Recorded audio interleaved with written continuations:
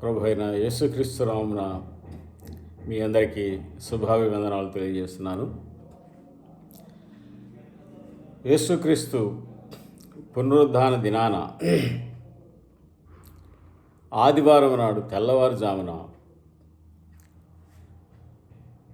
స్త్రీలు సుగంధ ద్రవ్యాలు తీసుకొని ఆయన సమాధి వద్దకు వెళ్ళటం మనందరికీ తెలిసినటువంటి విషయం. సమాధి దగ్గరికి వీరు వెళ్ళినప్పుడు రాయి దొర్లించబడి ఉన్నది. వీరు వెళ్ళడానికి ముందు సుగంధ ద్రవ్యాలు సిద్ధపాటు చేసుకున్నారు. ఆయన శుక్రవారం నాడు చనిపోయినప్పుడు సమాధి చేయబడిన తర్వాత మూడవ దినమున ఆదివారం ఆయన కలుసుకోవడానికి వెళ్ళాలని సుగంధ ద్రవ్యాలు సిద్ధం చేసుకొని స్త్రీలు వెళ్ళారు. ఆయనకి సుగంధ ద్రవ్యాలు రాసి వారి యొక్క భక్తి శ్రేణిని వారికి ఆయన ఎడల ఉన్నటువంటి ప్రేమాభిమానాలను తెలియపరచుకోవాలన్న ఉద్దేశంతో వారు ఎంతో ప్రేమతో ఎంతో ఇష్టంగా భయకంపితమైన పరిస్థితులు ఉన్నప్పటికీ వాటిని లెక్క చేయకుండా ఆయన్ని కలుసుకోవాలని సమాధి వద్దకు సుగంధ ద్రవ్యాలు తీసుకొని ఎంతో ఆసక్తితో వారు ధైర్యం కూడగట్టుకొని వెళ్ళారు. అయితే అక్కడ రాయి తరలించబడి ఉన్నది, సమాధి మీద ఉన్నటువంటి రాయి తరలింపబడి ఉన్నట్టు చూసి ఆశ్చర్యపోయారు. అక్కడ యేసయ్య లేడు, ఆయన్ని ఎవరో ఎత్తుకొని పోయి ఉంటారు అని భావించారు. వెంటనే వారు శిష్యుల దగ్గరికి వెళ్ళి, యేసయ్య సమాధిలో లేడు, ఆయన ఎవరో ఎత్తుకొని పోయారు, మేము అక్కడికి వెళ్ళొస్తున్నాం, ఆయన లేరు అక్కడ అని చెప్పగానే మత్తయ్య, యోహాను శిష్యులు పరిగెత్తుకుంటూ వెళ్ళి సమాధిలోకి చూడడానికి చూశారు. మత్తయ్య సమాధిలోకి వెళితే సమాధిని లోపలికి వెళ్ళి కానీ చూశారు, అక్కడ ఆయన లేరు. అయితే ఇక్కడ మనం గమనించవలసిన విషయం ఏంటంటే, యేసుక్రీస్తు ప్రభువారు ఆయన స్వార్థ పరిచర్య చేసే సమయంలోనే మనుష్య కుమారుడు పాపుల చేతికి అప్పగించబడవలసి ఉన్నది. మనుషులు ఆయన్ను చంపివేస్తారు, అయినా మూడవ దినమున ఆయన తిరిగి లేస్తాడు అనేటువంటి విషయాల్ని శిష్యులకి తెలియపరిచాడు. ముందుగానే తెలియపరిచాడు. అప్పటికి వారు బాధపడ్డప్పటికీ ఈ విషయాలన్నీ ముందుగానే వారికి తెలుసు. శిష్యులకి తెలుసు, మరియా మార్తలకు తెలుసు, అందరికీ తెలుసు. ఆయన చనిపోవటం తథ్యం, చనిపోయిన తర్వాత మూడవ దినమున లేవటం అంతకంటే తథ్యం, అంతకంటే సత్యం, యథార్థం. నేను తిరిగి లేస్తానని ఆయనే స్వయంగా చెప్పాడు. వీరు సమాధి వద్దకు వెళ్ళినప్పుడు సమాధిలో ఇద్దరు మనుషులు కనపడి మరలా అదే విధమైనటువంటి స్టేట్మెంట్ని వాళ్ళకి తెలియపరుస్తున్నాడు. జ్ఞాపకం తీసుకొని వస్తున్నాడు ఆ స్త్రీలకి. ఆయన మీతో ఉన్నప్పుడు మనుష్య కుమారుడు చనిపోయి మూడో దినమున తిరిగి లేచును అని మీతో ఆయన చెప్పిన మాటలు మీరు జ్ఞాపకం చేసుకోండి. ఆయన ఇక్కడ లేడు, ఆయన మీతో చెప్పినట్టుగా లేచి ఉన్నాడు. పునరుద్ధానం జరిగిపోయింది, ఆయన లేచి ఉన్నాడు అని చెప్పారు. యేసుక్రీస్తు ప్రభువు వారి మాట సత్యం. సత్యం అంటే ఏమిటి? క్రీస్తే సత్యం. ఆ మాటని మనం యథార్థంగా అవి తీసుకోవాలి. ఆ మాట మీద మనం స్థిరమైన విశ్వాసం కలిగి ఉండాలి. యేసయ్య చెప్పిన మాటని నమ్మాలి. ఆ నమ్మకంలోనే మన యొక్క దేవునితో మనకున్నటువంటి ఆ సంబంధం ఆధారపడి ఉంటుంది. ఆ నమ్మకమే దేవునిని మనం అర్థం చేసుకోవడానికి నడిపిస్తుంది. దానిని మనం విశ్వాసం అంటాం. మన విశ్వాసం ఎంత బలమైందైతే దేవుడు అంత స్పష్టంగా, ఆయన మాటలు అంత స్పష్టంగా మనకి అర్థమవుతాయి. దేవుడిని గురించి మనం తెలుసుకోవాలి అని అంటే ఆయన మాటల్లో ఆయన యందు పూర్ణ విశ్వాసం ఉండాలి. సంపూర్ణమైన విశ్వాసం ఉంటేనే కానీ ఆయనని మనం అర్థం చేసుకోలేము. ఈవేళ ఆ రోజులలో వీరందరూ శిష్యులందరూ ఆయనతోనే ఉన్నారు. 3.5 సంవత్సరాలు ఉన్నారు. ఆయన చెప్పిన మాటలన్నీ విన్నారు. ఆయన మాటల్లో నమ్మిక ఉంచారు. ఆయన యందు విశ్వాసం ఉంచారు. అయినప్పటికీ వారి విశ్వాసము అల్పమైందని యేసయ్య 1-2 సార్లు వారు గుర్తు చేశారు కూడా. అల్ప విశ్వాసి ఎందుకు సందేహించితివి ఆయన పేతురుతోటి అన్న మాట మనందరికీ తెలుసు. వారి విశ్వాసం అల్పంగా ఉంది. యేసయ్య 3వ దినం తిరిగి లేస్తాను అని చెప్పి వీళ్ళకి స్పష్టంగా చెప్పారు. మరలా దేవదూతలు కూడా వచ్చి చెప్పారు, జ్ఞాపకం చేస్తున్నారు. ఆయన మీకు చెప్పారు, మీరు మర్చిపోయారేమో, జ్ఞాపకం చేసుకోండి. మీ యొక్క ఒత్తిడిల్లో, ఈ యొక్క జరిగినటువంటి సంఘటనలో, భయానకమైన సంఘటనలో ఒకవేళ మీరు మర్చిపోయి ఉంటారేమో అన్నట్టుగా మరి ఒకసారి వాళ్ళు జ్ఞాపకం చేస్తున్నారు. ఆయన మీతో చెప్పినది జ్ఞాపకం చేసుకోండి. మనుష్య కుమారుడు చనిపోయి 3వ దినమున లేచును అని ఆయన మీకు చెప్పారు కదా, అది మీరు జ్ఞాపకం చేసుకోండి. మర్చిపోయారేమో. ఆయన మీకంటే ముందుగా గల్లాకి వెళుతున్నారు, మీరు అక్కడ ఆయన కలుసుకోవచ్చు. ఆయన లేచున్నాడు, ఆయన ఊరికి వెళ్తున్నాడు, మీరు అక్కడికి వెళ్తే ఆయన కలుసుకోవచ్చు. ఎంత అద్భుతమైన! ఆయన సమాధిలో లేడు, వాళ్ళ కళ్ళారా చూశారు. అయినా ఆయన మాటల యందు ఇంకా వారికి నమ్మిక ఏర్పడలేదు. అల్ప విశ్వాసంతోనే ఉన్నారు. ఆయనకి పరిచర్యలు చేయాలని, ఆయనకి సుగంధ ద్రవ్యాలు పూయాలని ఎంతో ఇష్టపడుతున్నారు. అది నేటి క్రైస్తవ సమాజంలో చాలామందిలో కనపడుతుంది. క్రైస్తవ సోదరులోనే మనం చూస్తాం. గుడులకు వెళుతుంటారు, దేవుని సన్నిధి అంటే ఎంతో ఇష్టపడతారు, దేవుని దగ్గర ఉండాలని ఆశపడతారు, దేవుని మాటలు వినాలని ఆశపడతారు, దేవుని సేవకులంటే ఎంతో గౌరవంగా ఉంటారు, సేవకు బహుగా సహాయపడుతుంటారు, దైవత్వం దగ్గరగా ఉంటారు. కానీ దేవుడిని వారు లోపలికి తీసుకోరు. దేవుడి దగ్గరికి వెళ్ళడానికి ఇష్టపడతారు కానీ దేవుడిని హృదయంలోకి తీసుకునే స్థితిలో చాలామంది ఉన్నారు. ఆ స్థితి వారికి అర్థం కాదు. కాకపోవటానికి కారణం ఇదిగో మనకు ముందుగా ఉన్నటువంటి అపోస్తలులు, 12 మంది అపోస్తలులు, ఇక్కడ స్త్రీలు, ఆయన ఎదిగినటువంటి, ఆయన ప్రేమించినటువంటి, బహుగా ప్రేమించినటువంటి వ్యక్తులందరూ కూడా ఆయన సమీపంగా ఉండాలి, ఆయన వెమ్మటే ఉండాలి, ఆయనతో ఉంటే ఎంతో ఆనందం, ఆయన మాటలు వింటే ఎంతో ఆనందం, ఆయన ఉంటే మాకు ఎంతో మేలు, మీరు ఇక్కడ ఉంటే నా సహోదరుడు చావడు అని చెప్పింది మరియా మార్తలు. ఆయనతో చెప్పారు, మా సహోదరుడు చనిపోడు, మీరుంటే.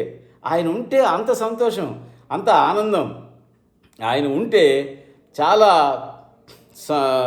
ధైర్యం, చాలా బలం అని అనుకుంటున్నారు. కానీ ఆయన మనలోనే ఉంటాడు, ఆయన మాట మన అంతరంగంలోనే ఉండాలి, అది బలమైనది అనేటువంటి ఆలోచనలోకి వెళ్ళలేకపోయారు.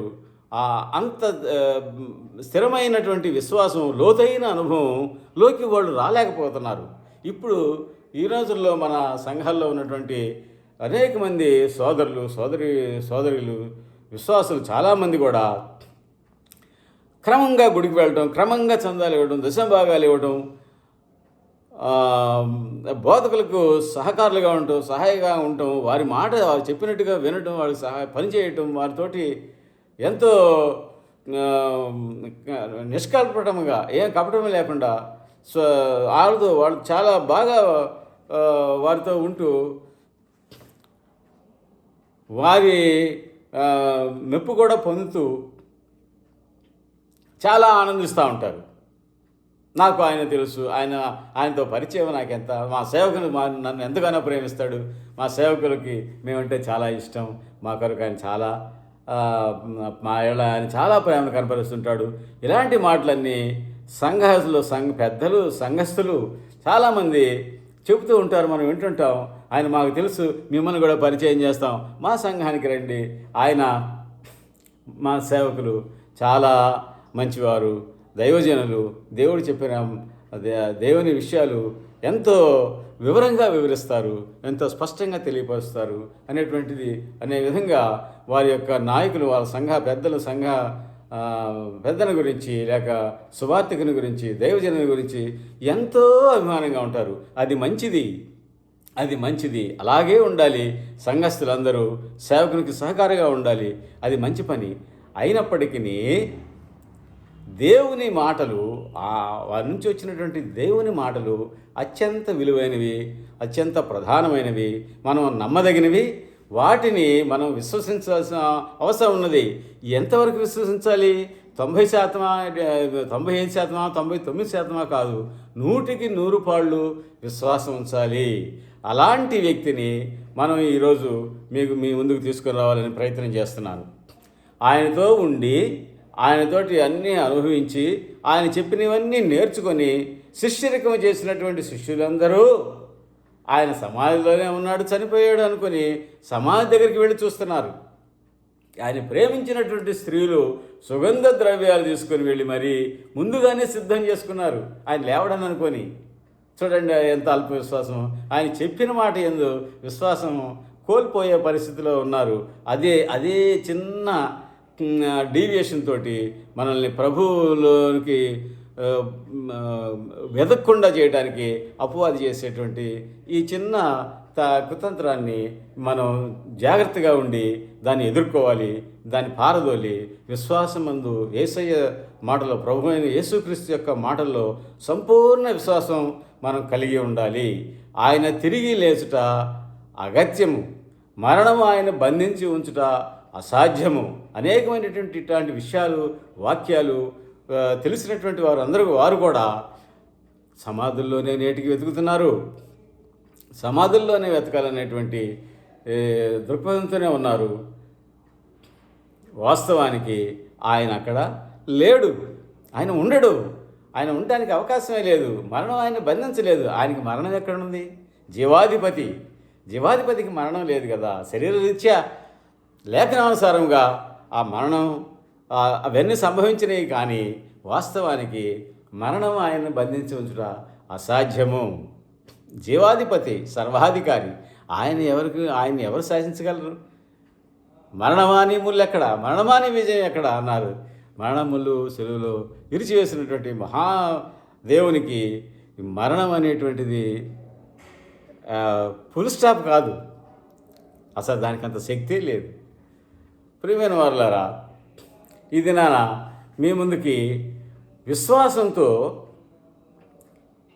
ఈయనకి మరణం లేదో, ఈయన మరణాన్ని జయిస్తాడో అన్నటువంటి విశ్వాసం ఉందో లేదో తెలియని ఒక వ్యక్తి గురించి మీకు, ఆయన అతి దగ్గరగా వచ్చినటువంటి ఆ వ్యక్తి గురించి మీకు తెలియపరుద్దాం అనుకుంటున్నాను.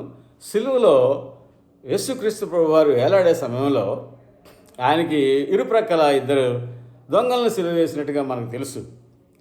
అది చరిత్ర బైబిల్లో కూడా చివరిగా స్పష్టంగా తెలియపరచబడి ఉన్నది.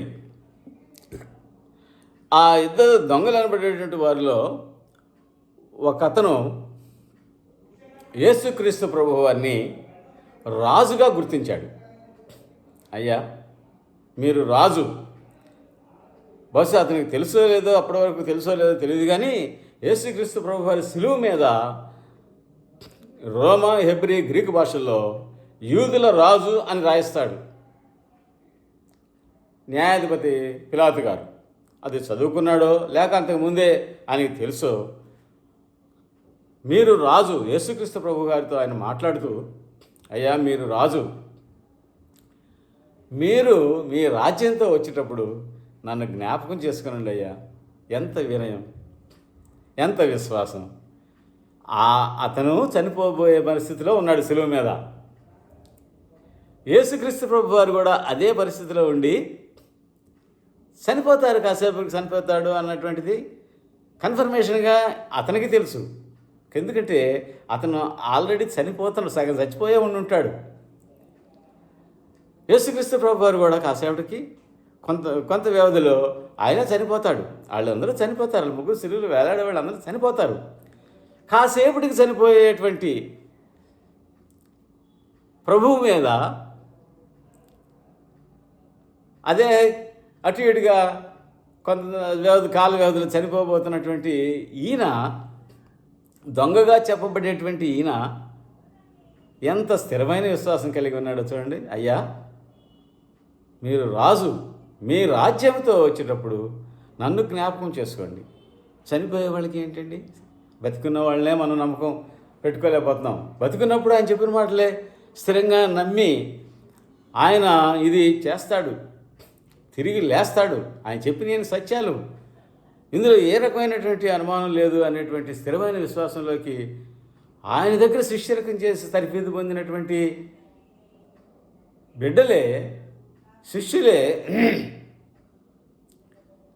అంత స్థిరమైనటువంటి, అంత లోతైనటువంటి విశ్వాసంలోకి ఇంకా రాక మునిపే సిలువలో ప్రాణం విడిచేటువంటి గడిలో ఆయన లోతైన అనుభవంలోకి వెళ్ళిపోయాడు.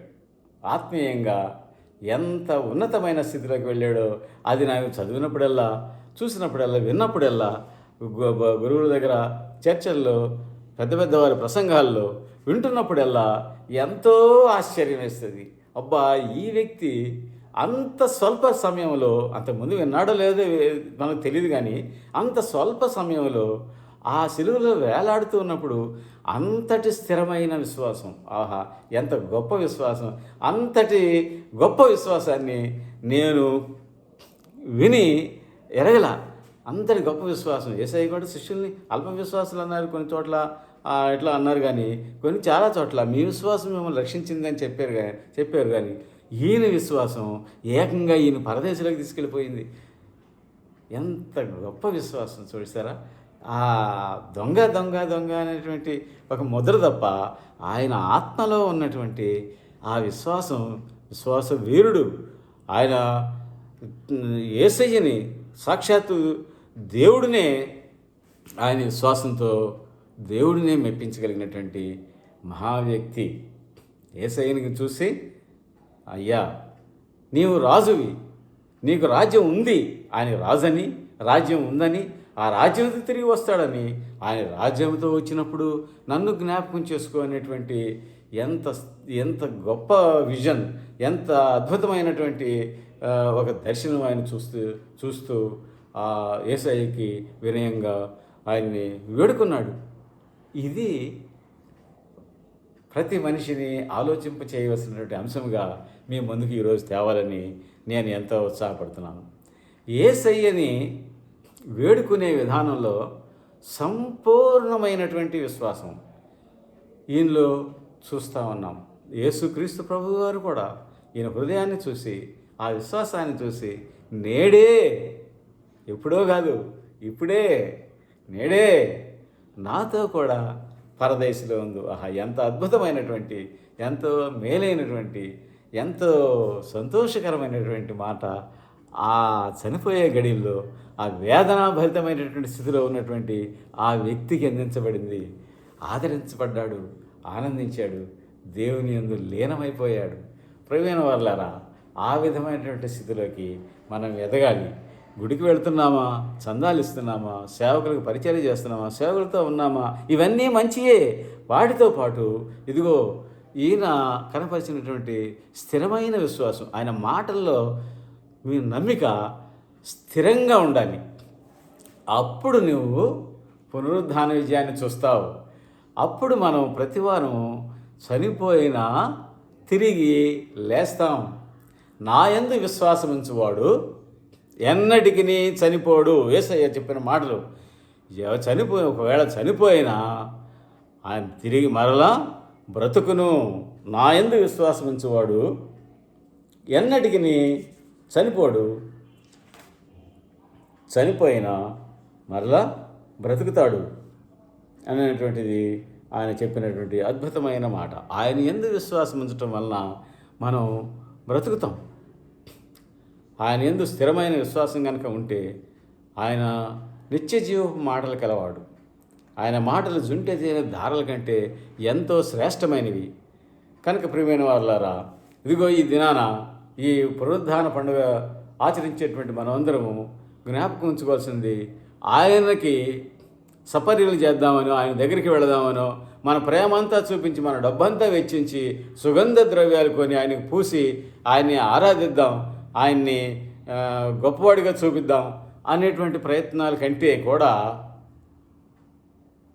ఆయన మాటలను హృదయానికి తీసుకొని, ఆయన మాటలను 100కి 100 పాళ్ళు విశ్వసించి, ఆయన చెప్పిన విధంగా మనం జీవించినట్లయితే, ఇదిగో కలర్సిలో కలిగినటువంటి ఒక సిలువ వేయబడే స్థితిలో ఉన్నటువంటి ఆ దొంగను పడేటువంటి ఆయన కలిగినటువంటి అద్భుతమైనటువంటి రక్షణ మనమందరం అనుభవించగలం. ఈ పునరుద్ధాన దినాన మనం మీకు తెలియపరిచేది, కోరేది ఏమిటంటే, అలాంటి అనుభవం. మనం చనిపోవటం శరీరరీత్యా ఖాయం, అయినా మనకి మరణం లేదు అని చెబుతున్నాడు యేసయ్య. ఎప్పుడు ఆయన మాటలందు స్థిరమైనటువంటి విశ్వాసం కలిగి ఉంటే, ఆ రోజే నీకు ఎప్పుడైతే ఆయన విశ్వాసం కలిగి ఉంటుందో, ఆ రోజే నువ్వు ఆయనతో అంటుకట్టబడతావు. ఆయన ఉండే స్థలానికి నువ్వు వెళ్ళిపోయేటటువంటి ఆనందంలోకి వెళతావు. పునరుద్ధానపు ఆనందాన్ని మనం అనుభవించగలం ఆత్మీయంగా. ఒకవేళ శరీరంగా లోకంలో ఉన్నప్పటికీ ఆ పునరుద్ధానపు ఆనందాన్ని ఆనందించగలం. ఆ సెలువులో ఆయన ఈ దొంగ అనబడేటువంటి వ్యక్తి హింసించబడుతున్నప్పటికీ, ఇవాళే నువ్వు నాతో పరదేశంలో ఉంటావు అనగానే అది ఎంత సంతోషాన్ని కలిగిస్తుంది. ఆ శ్రమలన్నీ మర్చిపోతారు. అద్భుతమైన ఆనందాన్ని, పరలోకపు ఆనందాన్ని, ఆ దివ్యమైనటువంటి అనుభూతిలోకి మనం వెళ్ళగలం. అలాంటి అనుభూతిలోకి మనం వెళ్ళాలి అంటే సంపూర్ణ సమర్పణ, సంపూర్ణ వినయ విధేయతలు, సంపూర్ణంగా ఆత్మలో ఆయన్ని వేడుకోవటం, స్థిరమైన విశ్వాసం కలిగి ఉండి ఆయన రాజుగా, మన ఆత్మీయ రాజుగా మనం ఒప్పుకొని అంగీకరించి ఆయన యందు స్థిరమైన విశ్వాసం కలిగి ఉంటే, ఇదిగో ఈ రకమైనటువంటి అద్భుతమైనటువంటి అద్భుతమైనటువంటి విజయం మన జీవితాల్లో కూడా జరుగుతుంది. మరణంపై, పాపంపై విజయాన్ని సాధిస్తాం. విశ్వాసం వీటన్నింటినీ జయిస్తుంది. వినయం, ఆయన యందు ఉన్న భక్తి శ్రద్ధలు, ఆయనకి మన సమర్పణ జీవితం ఎంతో ఎంతో ఉన్నతమైన స్థితికి మనల్ని చేర్చుకొని వెళుతుంది. కనుక ఈయన చూసి ఈ దినాన మనం సంపూర్ణమైనటువంటి విశ్వాసం కలిగి దేవుణ్ణి ఆరాధించినట్లయితే ఎంత ఆనందంలోకి, ఎంత అనుభూతిలోకి మనం వెళతామో నేర్చుకొని, మనం ఈ జరిగించేటువంటి ఈ ఆడంబరాలు, బయట కనపడేటువంటి ఈ మతపరమైనటువంటి అంశాల్లో చూపించే ఉత్సాహం కంటే అంతరంగంలో వీటిని మించినటువంటి సిద్ధపాటు కలిగిన వారమై, వీటిపై సిద్ధపాటుతోటి మనం దేవుని యొద్దకు వచ్చినట్లయితే, దేవుడు తప్పక పునరుద్ధాన దీవెనలతో మనల్ని నింపి ఆయన రాజ్యంలో మనం ఉండేటట్టుగా స్థిరమైన నివాసాలు మన కొరకు ఏర్పాటు చేస్తారని చెప్పేసి ఈ దినాన మనందరికీ, మీ అందరికీ చెప్పడానికి నేను ఎంతో సంతోషిస్తూ, పునరుద్ధాన పండుగ దీవెనలు మనందరి మీద ఉండాలని, ఉంటాయని ఆశిస్తూ, పరిశుద్ధాత్మ దేవుడు మనకి ఆయన ఆత్మ నడిపింపును, సహాయాన్ని మనకు దయచేసి, క్రీస్తు దేవుణ్ణి పూర్తిగా విశ్వసిస్తూ, పూర్తిగా అర్థం చేసుకొని ఆయన అడుగుజాడలో నడవగలుగుటకు ఆయన కృపా సహాయం మనకు దయచేయనుగా. కానీ ఆయన కృపా సహాయం మనకి దయచేయనుగాక. ఆమేన్.